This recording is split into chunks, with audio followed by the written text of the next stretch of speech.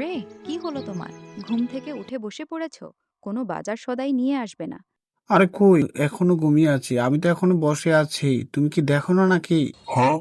আরে তুমি তো বসেই আছো, আমি তো এটা দেখতেছি। তোমাকে কি এই দুনিয়াতে থাকতে হবে না? পারলে চলে যাও, তাহলে ভালো হবে। কি? আমি চলে গেছি?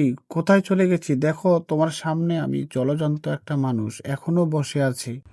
কি বউরে বাবা, নিজের স্বামী নিজের স্বামীকে দেখে না। কি করব আমি এই দুনিয়া থেকে? কি হলো? তুমি আমাকে এই কথাটা বলতে পারলে?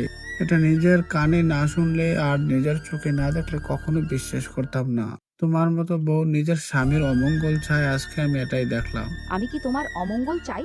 আর কি বলবো, মা বাবা আমাকে এই বুড়ো ঠসার কাছে বিয়ে দিয়ে আমার জীবনটাই শেষ করে ফেলেছে। কি হলো? তোমার কষা? কি কষা হয়েছে? আরে বুড়োর জাত, তুই কষা না, তুই একটা ঠসা। ঠসা তোকে বলছি। আরে আমি কি বারণ করেছি? এত চিল্লানোর কি আছে? আমি তো বলতেছি বাজার সদাই করতে যাব, কিন্তু বাজার গিয়ে কি কি খরচ আনবো ওটা লিস্ট করে দাও, তাহলে হয়তো একটু ভালো হবে। তোর বুড়ো এখন বাজারে যেতে পারবে না। যাবে কি যাবে না সেটা আমি জানি। তুমি যে বাজারে গিয়ে কত ভেজাল লাগাও, এটা আল্লাহই জানেন। কান খুলে শুনে রাখ।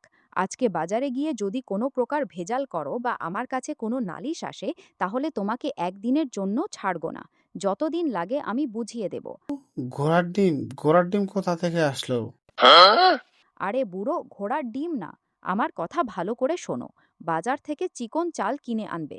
আমি মোটা চালের ভাত খেতে পারি না। আরে ঘরের চাল? ঘরের চাল তো কিছুদিন আগেই কাজ করালাম, আবার ঘরের চাল কি জন্য আমরা লাগাবো? হায় আল্লাহ, আমি এখন কি করি? তোমাকে বাজার সদাই করে এনে দিচ্ছি, তুমি বাজার সদার পর রান্না করবে, তারপর আমরা দুজনে মজা করে খাবো। কি বলো? আর বুড়ো, আমি তো এটাই বলছি, শুনো। বাজার থেকে আজ একটা নতুন টুকটুকে লাল শাড়ি কিনে আনবা। কি?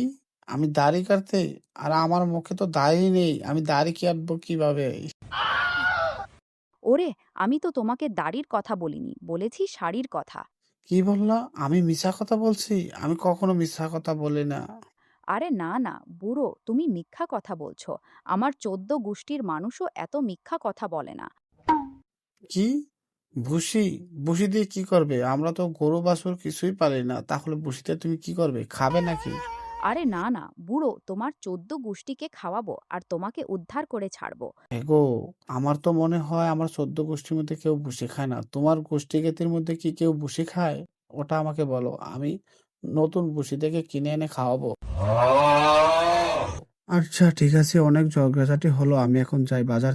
যাও যাও, আমাকে গিয়ে উদ্ধার করো। কি হলো?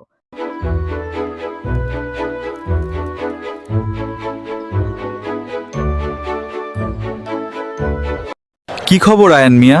ভালো তো? অনেক দিন ধরে তোমাকে দেখি না। কি বললা রেনু ভাই? আমি কালো তো?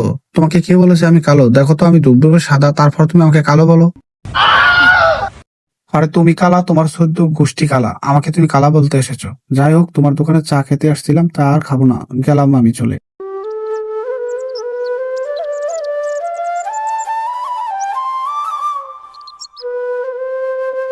তুমি কি বাজার সদাই করে চলে এলে? আরে চলে আসবো না? এই রেনু ভাই আমাকে কি বলে জানো? আমি নাকি বলে দেখতে কালো হয়ে গেছি। তো আমার মতো সুন্দর কখনো তোমার জ্ঞাতি গোষ্ঠীর মধ্যে কেউ আছে? হ্যাঁ গো, এটা আমি মানি। তোমার মতো দেখতে সুন্দর মানুষ আমার 14 গোষ্ঠীর কারো নেই, কিন্তু তোমার মতো বুড়ো বড় নেই।